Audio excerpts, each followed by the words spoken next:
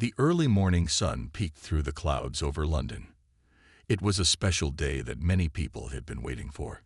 Outside Westminster Abbey, crowds began to form. People from all over the world stood together, holding small British flags. Some had been there since midnight, sleeping in chairs and wrapped in blankets. They wanted the best spots to see the royal family. "I've been waiting 5 hours already," said an older woman with a hat covered in the British flag. "But it's worth it to see little Prince Louis. He's such a character." News vans lined the streets.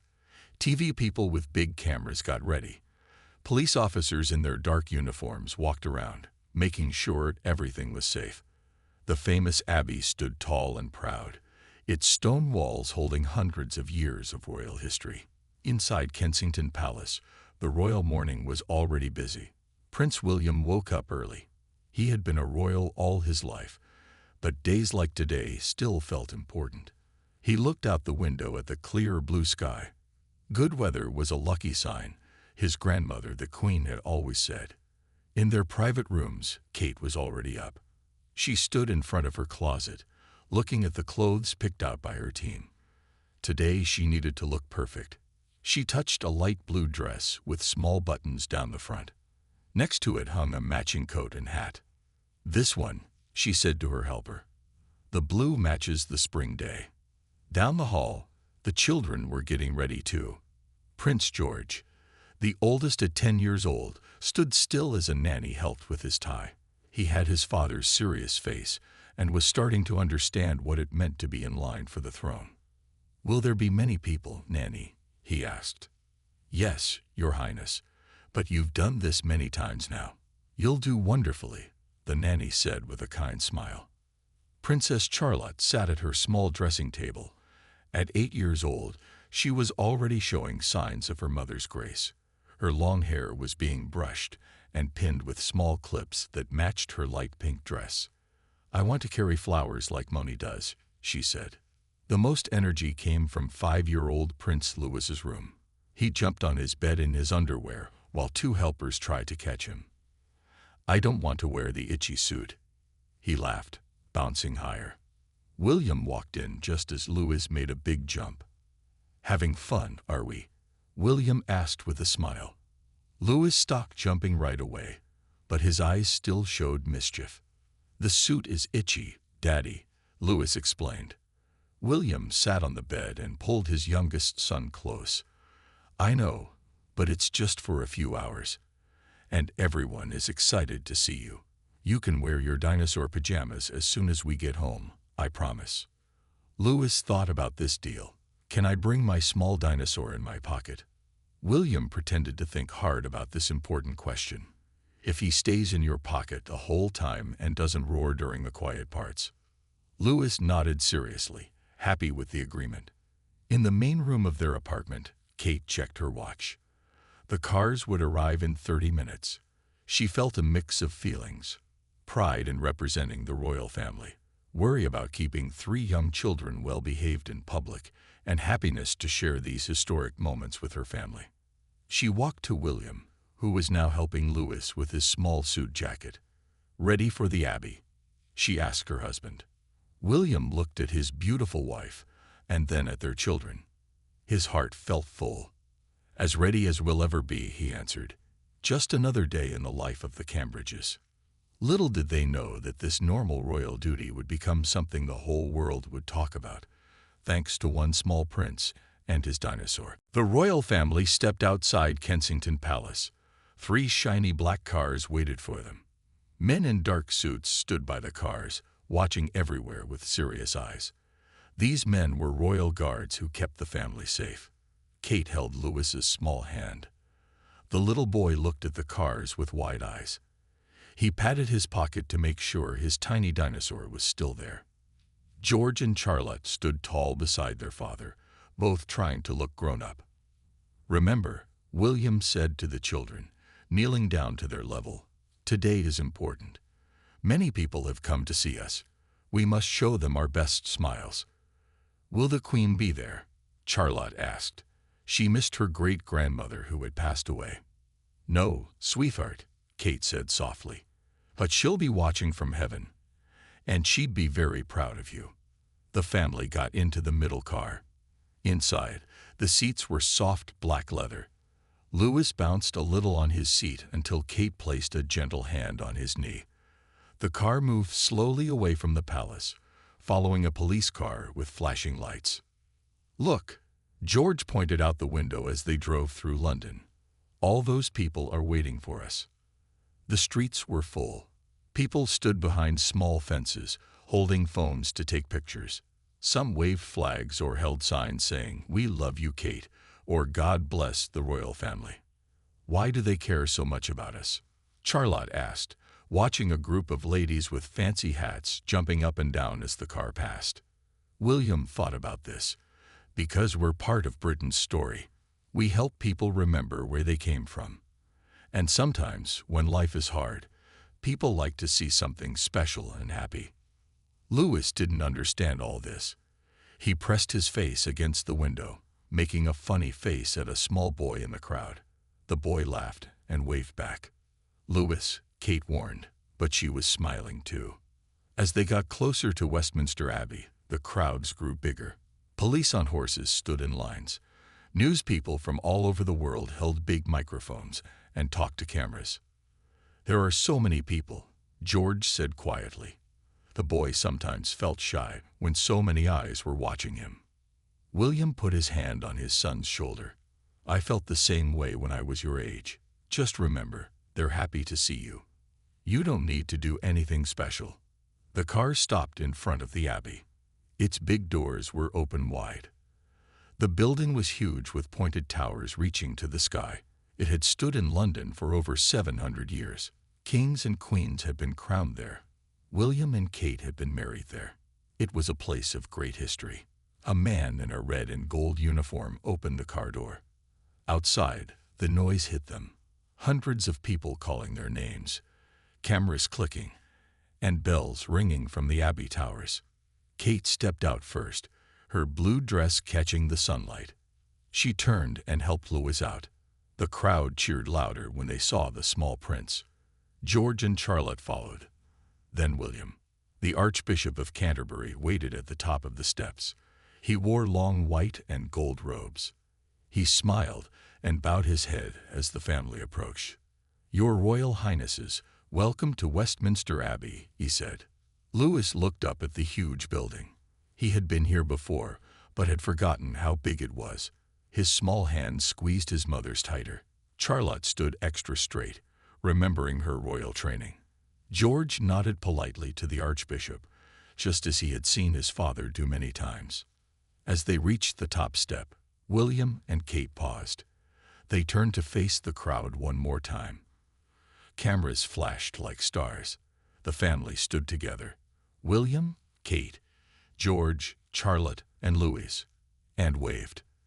Then, with a deep breath, they turned and walked through the great doors of Westminster Abbey, ready to step into history once more. Inside Westminster Abbey, the royal family was met with a wave of cool air and the sweet smell of flowers. Thousands of white and blue blooms decorated the old stone columns. Music played softly from the big pipe organ at the far end. A young man in a black suit showed them the way. Their feet made soft sounds on the ancient floor where kings and queens had walked for hundreds of years. Louis looked down and whispered to his mother, "The floor is old, Mummy." "Yes, darling. Older than any person alive today," Kate said, keeping her voice low. The Abbey was filled with important people. Government workers, church leaders, and charity heads all stood as the royal family walked past. Everyone wore their best clothes. The women had fancy hats, and the men wore dark suits with shiny medals. Charlotte noticed a group of children her age standing to one side. They wore school uniforms and held small flags. One little girl waved shyly at the princess. Charlotte smiled back, remembering what her mother had taught her about being kind to everyone. "Those children are from the school we help," William told her quietly. They were invited specially today. The family reached their seats in the front row. They were large chairs with red cushions, placed right before the altar where golden crosses and candles shone. George, Charlotte, and Louis sat between their parents. Louis wiggled in his seat, already feeling restless. He patted his pocket again, feeling the small shape of his dinosaur. He wanted to take it out but remembered his promise to his father. Instead, he looked up at the high ceiling of the abbey. It seemed to reach all the way to the sky, with stone that branched out like tree limbs. "It's like a forest made of rock," he whispered to Kate, who smiled at her son's imagination. The organ music grew louder. Everyone stood as a line of people in white robes walked down the middle aisle. They sang in beautiful, high voices that filled every corner of the big church. "The choir," George said to his siblings. He felt proud that he knew this. "Dad told me they practice every day to sing this well." Charlotte tried to sing along quietly, but the words were in Latin, a very old language she hadn't learned yet. Louis hummed, not caring if it was the right tune or not. The Archbishop stepped forward to the golden stand in front. He opened a large book and began to speak. He talked about duty, family, and love, things that were important to the royal family and to all families. William listened carefully. These were values he wanted his children to understand. Being royal wasn't just about crowns and castles. It was about serving others and being the good example. Kate noticed Louis starting to fidget more. The service had been going for 20 minutes, and it was hard for a 5-year-old to sit still for so long. She reached into her small purse and took out a mint candy, slipping it quietly to Louis. His eyes lit up at this unexpected treat. As the Archbishop continued speaking, a beam of colored light fell across the royal family. It came through one of the large stained glass windows high on the wall. The old glass turned the sunlight into reds, blues, and golds that danced across the children's faces. Charlotte thought it looked like magic. George wondered how the glass was made so long ago without modern tools. Louis was sure it was a special sign, perhaps from their great-grandmother, the Queen, watching over them. The music began again. This time everyone in the abbey would sing together. Kate helped Louis find the right page in the small book of songs. William stood tall, ready to sing in his deep voice. The children looked at the words, preparing to join their voices with hundreds of others.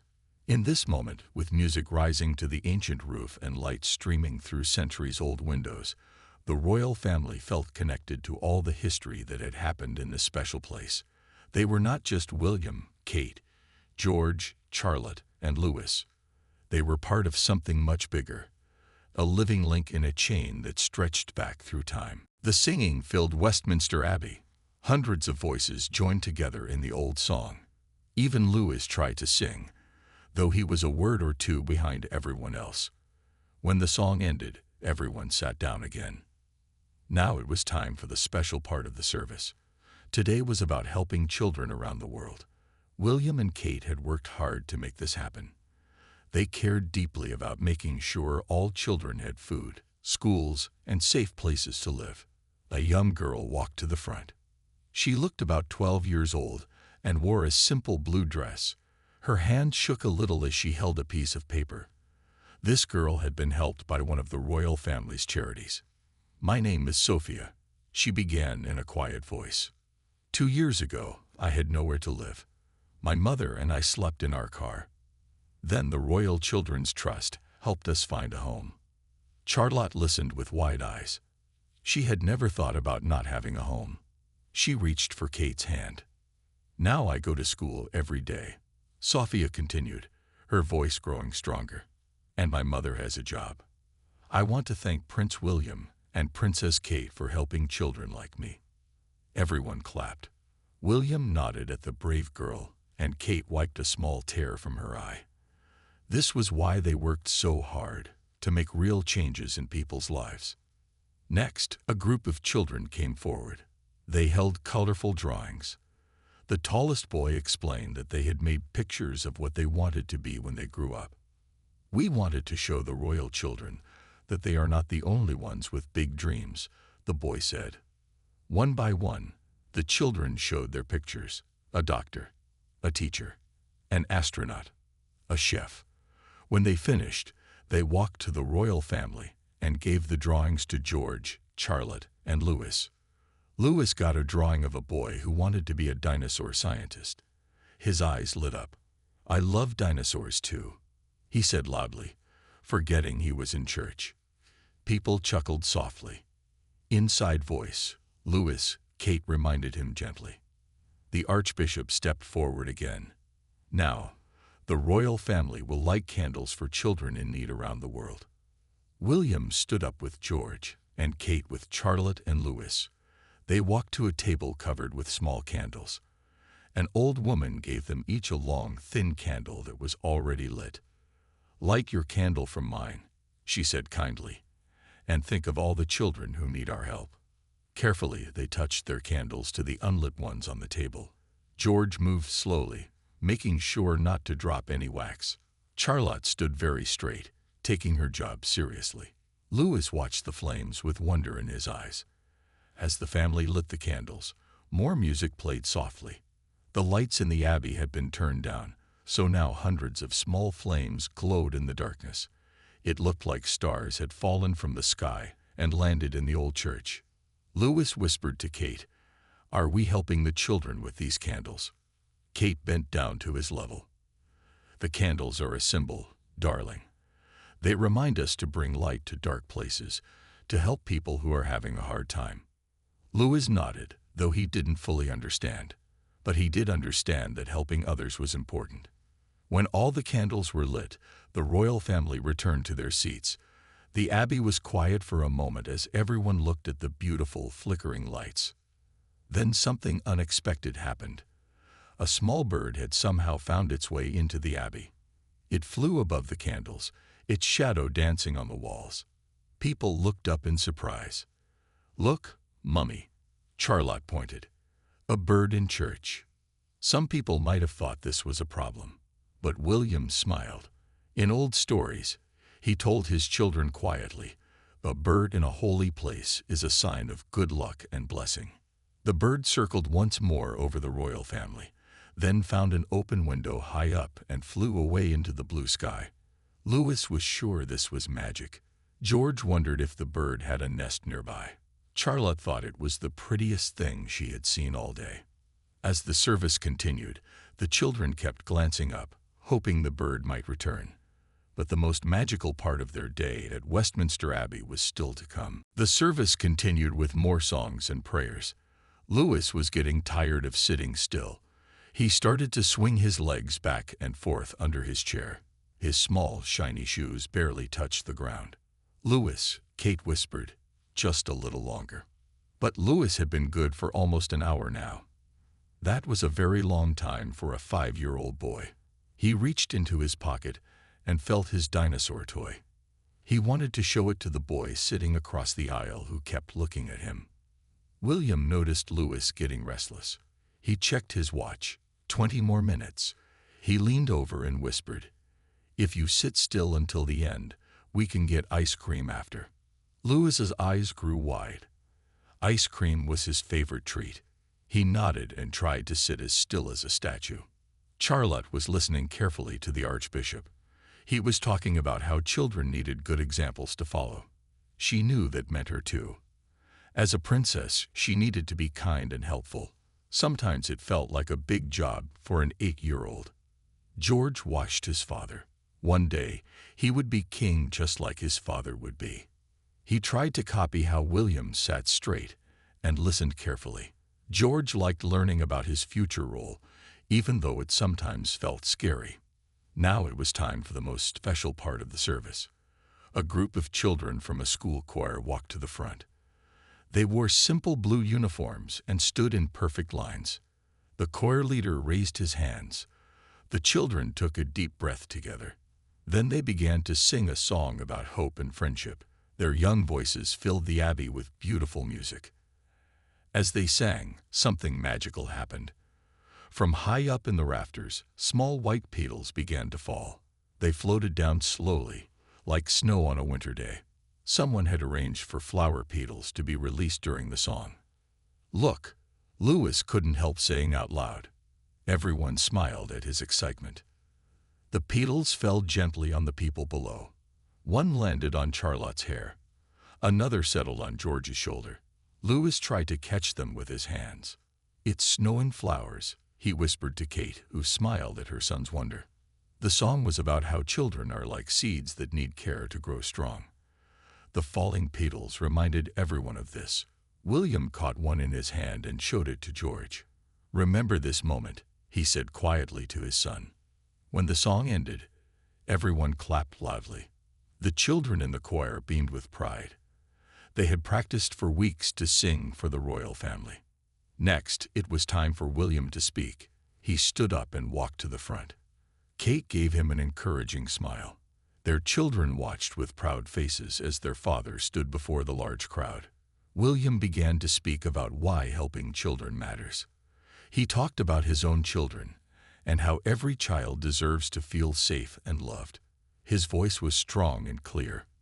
Every child, no matter where they are born or who their parents are, deserves a chance to follow their dreams, he said. As he spoke, Louis decided he had been good long enough. He carefully took out his small dinosaur toy from his pocket. It was his favorite, a green T-Rex no bigger than his thumb. He made it walk quietly along the edge of his chair. Charlotte noticed what her little brother was doing. She should have told him to put it away, but instead, she smiled and reached out her hand. Louis placed the dinosaur in her palm. She made it walk along her knee, then passed it back. George saw this little game and wanted to join in. When William wasn't looking, Louis handed the dinosaur to his big brother. George pretended the dinosaur was listening very carefully to their father's speech. Kate saw what her children were doing. She should stop them, but their quiet play was keeping them well behaved, and they were sharing so nicely. She decided to let them continue their secret dinosaur game. As William finished his speech, the children quickly put the dinosaur back in Louis's pocket. They sat up straight, looking innocent. William returned to his seat, giving them a suspicious look. He had seen the last part of their game. "Was that a dinosaur I saw?" he whispered to Louis with a raised eyebrow. "He was being very quiet, Daddy," Louis answered seriously. "And he liked your speech very much." William had to bite his lip to keep from laughing. The service was coming to an end. The Archbishop asked everyone to stand for the final prayer. Louis jumped up quickly, happy to be allowed to move at last. George and Charlotte stood more slowly, remembering their royal training. After the prayer, music filled the abbey once more. The royal family would leave first, walking back down the long aisle. William took George's hand, and Kate held on to Charlotte and Louis. They turned and began to walk. People smiled as they passed. Some older ladies had tears in their eyes. Seeing the young royal family always made them think of the long history of kings and queens who had walked in this same place. Louis waved at people as they walked. He wasn't supposed to, but he couldn't help it. People waved back and smiled even bigger. Kate decided to let him continue. His friendly waves were making everyone happy. As they reached the middle of the abbey, something unexpected happened. A small girl with red hair stepped out from her seat. She was about Louis's age and held a bunch of flowers. She was supposed to wait until the family reached the door, but she was too excited. "For the princess," she said shyly, holding the flowers out to Charlotte. Charlotte looked at her mother. Kate nodded, and Charlotte stepped forward to accept the flowers. "Thank you very much," Charlotte said, just as she had been taught. "They're beautiful." The little girl didn't move. She seemed frozen in place, staring at the royal children with wide eyes. Her mother looked embarrassed and tried to get her to come back to her seat. Louis saw the girl's nervousness. He remembered how scary it felt when all eyes were on you. He reached into his pocket, took out his small dinosaur, and held it out to the girl. "This is Rex," he said. "He's very brave. You can hold him if you want." Everyone watched as the little girl took the dinosaur. She smiled for the first time. William and Kate exchanged surprised looks. Louis giving away his favorite toy was not something they expected. The girl's mother whispered, "Emma, give it back now." But Louis shook his head. "She can keep him. I have more at home." George looked shocked. Louis never shared his dinosaurs. Charlotte smiled at her little brother, suddenly very proud of him. The royal family continued walking. When they reached the big doors, they turned back to face everyone one last time. The Archbishop thanked them for coming. The choir sang a final short song. Outside, the crowd was still waiting. The sun was high in the sky now. When the royal family appeared at the top of the steps, a great cheer went up. Cameras flashed everywhere. News people spoke quickly into microphones. "The royal family has just emerged from Westminster Abbey," one reporter said, "and Princess Charlotte is carrying flowers given to her by a young girl inside." William and Kate paused at the top of the steps. This was an important moment, a chance for people to see them all together. They stood close, a picture of a happy family. A group of children from a local school stood nearby, behind a small fence. They held a large, colorful sign that said, "Thank you for helping children." Louis pointed at the sign, and William nodded. The family walked over to greet the children. "Did you make this yourselves?" Kate asked, touching the bright paper. "Yes, Your Royal Highness," a teacher answered. "The children worked on it all week." "It's wonderful," William said. "Thank you for coming today." George and Charlotte also thanked the children. But Louis was looking around with a confused face. "What's wrong, Louis?" Kate asked quietly. "Where's the ice cream?" Louis whispered, "Daddy promised." Kate looked at William with raised eyebrows. He grinned and shrugged. "We'll get some soon," Kate promised. "But first we need to say hello to a few more people." Louis sighed dramatically, making the nearby children giggle.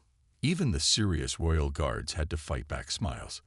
This little prince was certainly not afraid to speak his mind. As the family moved along the line, greeting more people, a woman asked Charlotte, "Are you enjoying the day, Your Royal Highness?" Charlotte thought for a moment. "Yes," she said, "but my brother is right about the ice cream. It would make a good day even better." Now everyone laughed, including William and Kate. Their children were royal, but they were still children, honest, hopeful, and always ready for ice cream. After meeting many people outside the Abbey, it was time for the next part of the royal day. The family was going to visit a new children's center nearby.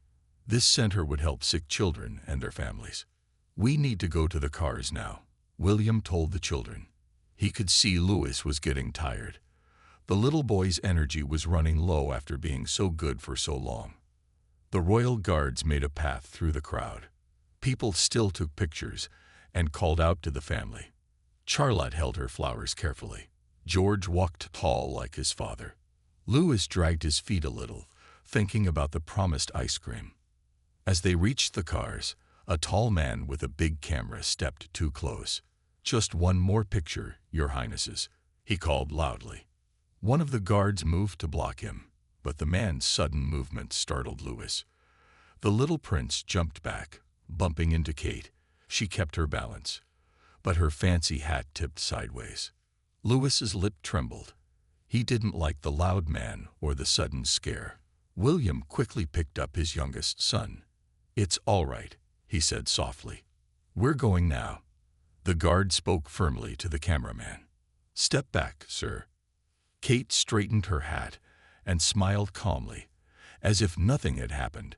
This was what royal training was for, staying calm when things didn't go as planned. The family got into their car. As the doors closed, the noise from outside became quiet. Louis sat between his parents, leaning against Kate's side. "You've all been so good today," she said, stroking Louis's hair. "I'm very proud of you." "Even me?" Louis asked in a small voice. "Even though I got scared." "Especially you," William said. "Being brave doesn't mean never feeling scared. It means doing important things even when you feel scared." George thought about this. "Like when you give speeches, Dad. Do you feel scared?" William nodded. "Sometimes, but I remember why I'm doing it. To help people. And that makes it easier." The car moved slowly through London streets. People still waved from the sidewalks. The children waved back through the windows. Charlotte asked, "Will there be other children at the new center?" "Yes," Kate answered. "Some children who are getting better from being very sick. They're excited to meet you." Louis perked up a bit. "Can I show them my dinosaurs?" Then he remembered. "Oh, I gave my best one away." "That was very kind of you," Kate said. "We can bring your other dinosaurs another day." Louis nodded sleepily. The motion of the car was making him tired. His head started to nod. "Look," George pointed out the window. "Ice cream." They were passing a small ice cream shop with a line of people outside. Louis sat up straight, suddenly wide awake. He looked hopefully at his father. William checked his watch. "We have 20 minutes before we need to be at the center." He tapped on the glass separating them from the driver.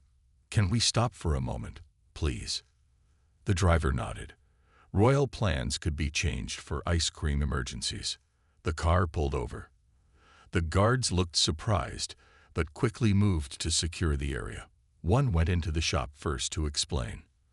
When the royal family stepped out, the people in line gasped. Nobody expected to see princes and a princess while waiting for ice cream.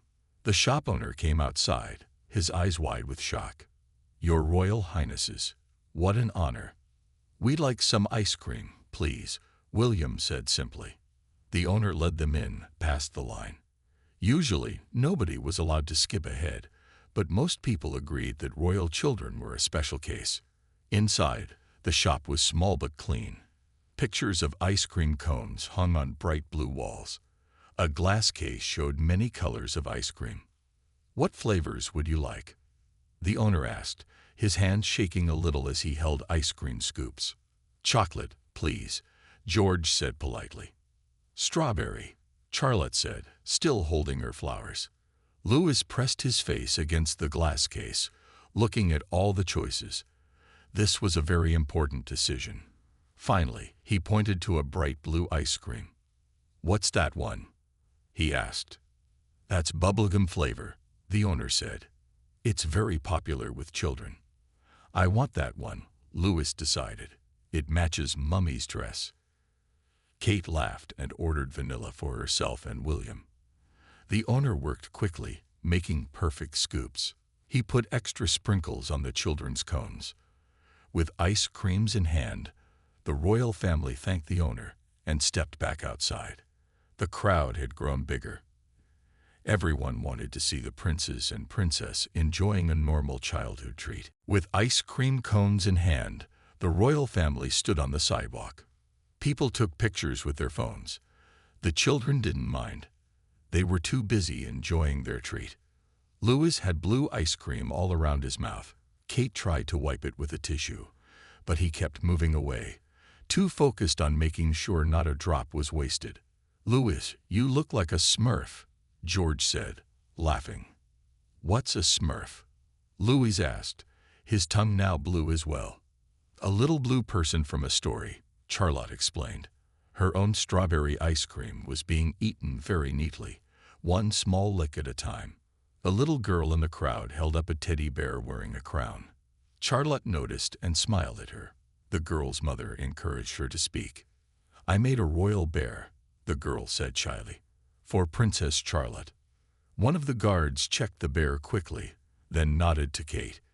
Charlotte handed her flowers to her mother and stepped forward to accept the gift. "Thank you very much," she said. "He's wonderful. What's his name?" "Henry," the girl replied. "Like the old kings." Charlotte smiled. She knew about the many King Henrys from her history lessons. "That's a perfect name for a royal bear," she said. Meanwhile, George was talking to a boy about his age who had asked about life in a palace.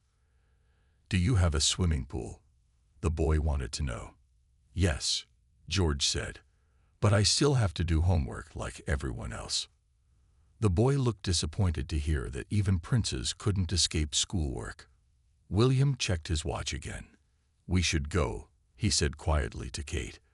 "The children's center is waiting." Kate nodded. The family thanked everyone, finished their ice creams, and got back into their cars. Lewis waved his sticky blue hands at the crowd until the doors closed.